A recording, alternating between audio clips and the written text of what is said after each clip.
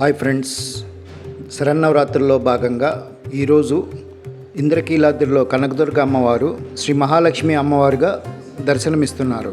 త్రిప్రాత్రయంలో ఈమె మధ్యశక్తి.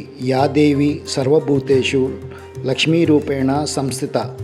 సకల జీవుల్లో లక్ష్మీ రూపంలో ఈ తల్లి కొలువై ఉంటుందని చండీ సప్తశతి చెబుతుంది. సిరి సంపదలు, సౌభాగ్యం, సంతానం, ధైర్య సాహసాలు, విజయానికి అధిష్టాన దేవత మహాలక్ష్మి. సకల లోకాలకు ఐశ్వర్యప్రదాయిని. ఇరువైపుల గజరాజులు సేవిస్తుండగా రెండు చేతులతో కమలాలు ధరించి అభయ వరముద్రలతో క్షీరాబ్ది పుత్రికై ఈ తల్లి భక్తులకు దర్శనమిస్తారు. ఋగ్వేదం 10వ మండలంలో శ్రీ సూక్తం ఈ తల్లి వైభవాన్ని కీర్తిస్తుంది. అగ్ని, మత్స్య పురాణాలు ఈమె ఆకృతి, శిల్ప నిర్మాణ నియమాలు వెల్లడిస్తాయి. అష్టలక్ష్ములకు ఈమె అధిష్టాత్రి. ఈ తల్లి ఉపాసన ద్వారా లౌకిక సంపదలతో పాటు అలౌకిక మోక్ష సంపద కూడా లభిస్తుంది. ఈమె శీఘ్ర ఫలదాయిని. శ్రీ సూక్త విధానంగా ఎర్రని పుష్పాలతో లక్ష్మీ అష్టోత్తరంతో ఈమెని అర్చించాలి.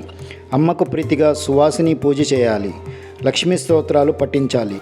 ఆ తల్లి ఆశీస్సులు అందరికీ ఉండాలని ఆశిస్తూ అందరికీ దసరా శుభాకాంక్షలు.